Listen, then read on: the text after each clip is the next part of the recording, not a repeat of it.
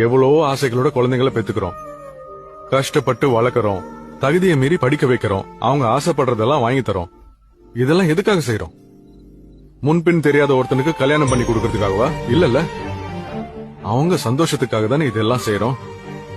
அப்போ அந்த சந்தோஷத்தை அவங்களே கண்டுபிடிக்கிற வரைக்கும் நாம ஏன் பொறுமையா இருக்க மாட்டேங்கிறோம்? அவங்க விருப்பம் என்னன்னு ஏன் தெரிஞ்சுக்க மாட்டேங்கிறோம் பிரபா?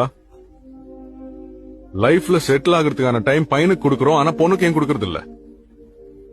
பையனோட கல்யாணத்துக்கு இல்லாத அவசரம் பொண்ணுக்கு மட்டும் ஏன் வருது? 4 பேர் 4 விதமா பேசிட போறாங்கன்னு சொல்லுவ. இஷ்டம் இல்லாத கல்யாணத்தை பண்ணிட்டு பொண்ணு கஷ்டப்படுறத பார்த்து வருத்தப்பட போறது அவளா இல்ல நாமளா? 13 வயசு ஆச்சுன்னா போதும் பொண்ணுங்களுக்குன்னு சில கட்டுப்பாடு.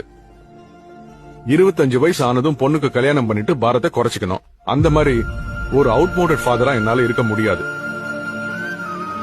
என்ன பொறுத்த வரைக்கும் பொண்ணுக்கு கல்யாணம் பண்ணி வைக்காம இருக்கிறது ஃபெயிலியர் இல்ல பிரபா. அவளுக்கு பிடிக்காத கல்யாணத்தை பண்றதுதான் ஃபெயிலியர்.